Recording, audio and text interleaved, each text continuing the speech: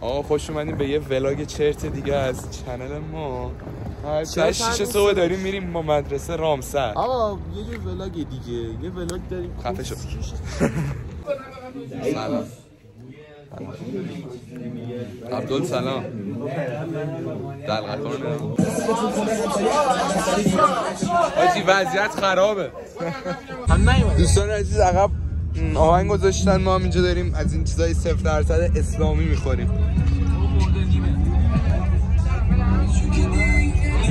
کارو بگیر. وضعیت بچه های ما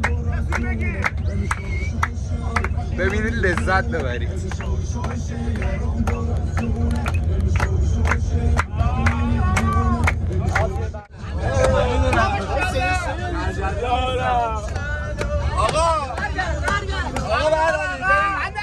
آقا بریم شاید دشت بده آقا.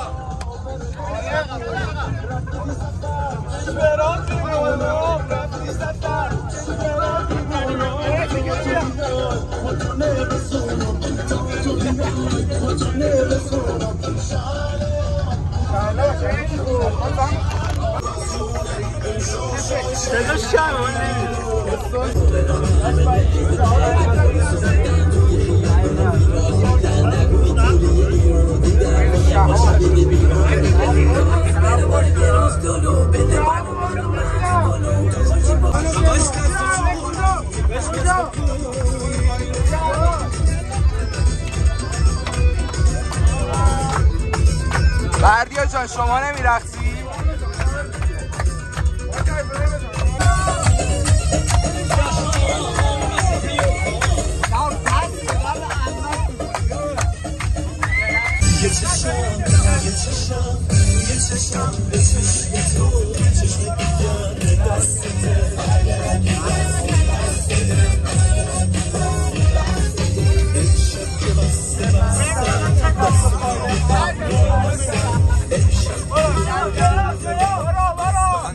آقا صبونه رو زدیم دوباره رو افتادیم به سمت مقصد. یه بدی داره، ما الان غذا خوردیم 6-7 ساعت هم راه داریم انمون نگید.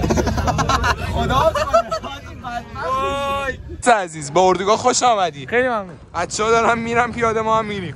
ساعت قرار بود 2 اینجا باشیم، 5:30 رسیدیم. پشما به شهرمنده نور نداریم. رسیدیم اردوگاه میرزا کوچکخان جنگلی رامسر، خیلی بزرگه و داریم میچرخیم. بچرخیم ببینیم اینجا چی داره. رسیدیم آخرین شب اسکل بازی بچه‌ها. احمد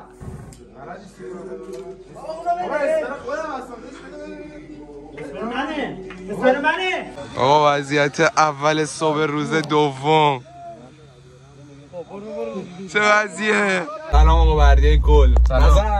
سلام درود آجی پشتمون فقط شام دوان غذا رو دارن میارن. به به پیتزا. آقا رسیدیم به آخر این ولاگ. حالا شب آخر نیست، یه روز دیگه سریع ترجیحاً ولاگو تمام کردم. شب شده اصلا یه برهوتی هستیم. حالا نشونتون نمیدم چه حالتیه. ما هم یه پاسوری بزنیم.